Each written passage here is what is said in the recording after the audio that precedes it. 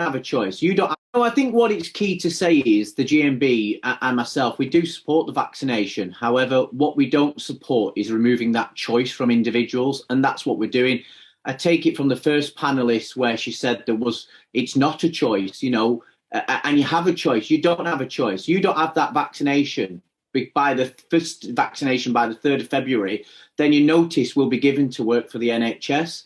And I'd like to touch on what the nurse said. She's absolutely fundamentally right. As a working paramedic, and I take that lady as a working nurse, and we are on the front line, if we see this vaccination go through, we're not going to have any staff. We're already significantly under-resourced for the demand that we're seeing. And I can concur with what she's saying. I've got paramedics, technicians, and other healthcare providers that are working around me that are absolutely fatigued, they're upset, they're crying because the demand is so precious.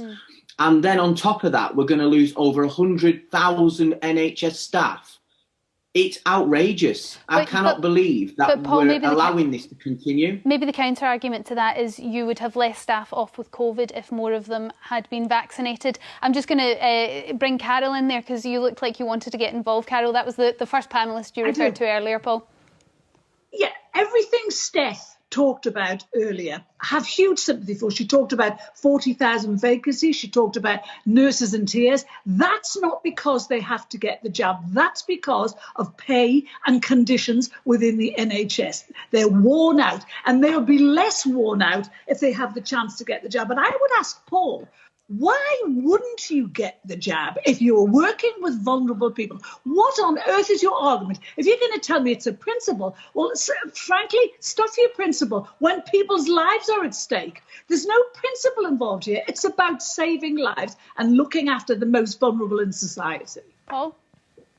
Yeah, I think the issue you've got there is some of our staff, and I'm not an anti-vaxxer, by the way, are actually genuinely scared to have that vaccination. For whatever reason they have, it could be career-ending. They have the vaccination, it could be career-ending because there is side effects to the vaccinations, which the government pay out £120,000 if you do suffer those.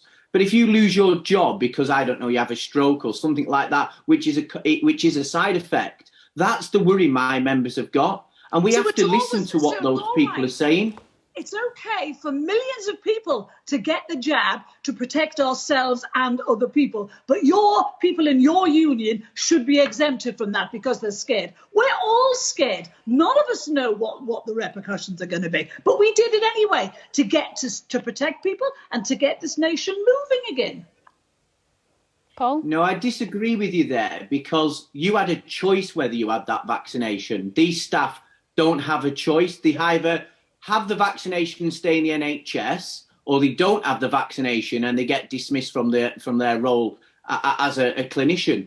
I think it's very difficult, and you've got to look at both sides of the argument. I appreciate that people expect NHS clinicians to have the vaccinations, and as I've said, I'm not an anti-vaxxer, and I am doubly vaccinated myself, but we have other individuals out there that are absolutely terrified for having the vaccination.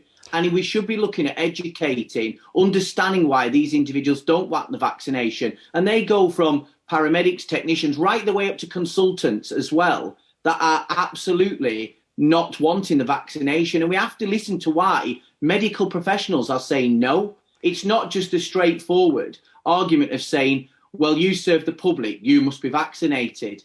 Paul, I am pro, let's vaccinate the whole country. But then we remove the choice from individuals, and that's not the right way to do things. We should be giving people choice, because otherwise, what is the government going to introduce next time? And we've got no choice now because the president's already been set. So we've got to be really careful that we're not removing human rights. I think our panel would say that they do have a choice. They have a choice whether to get the jabs or not, and the consequences of that is whether to keep their job or lose it. So I hear what you're saying. I don't want you to feel like this is a pile-on, but I can see Shola being really animated as well and wanting to get involved and ask you a question. So let me just go to Shola. Shola, what do you want to ask Paul?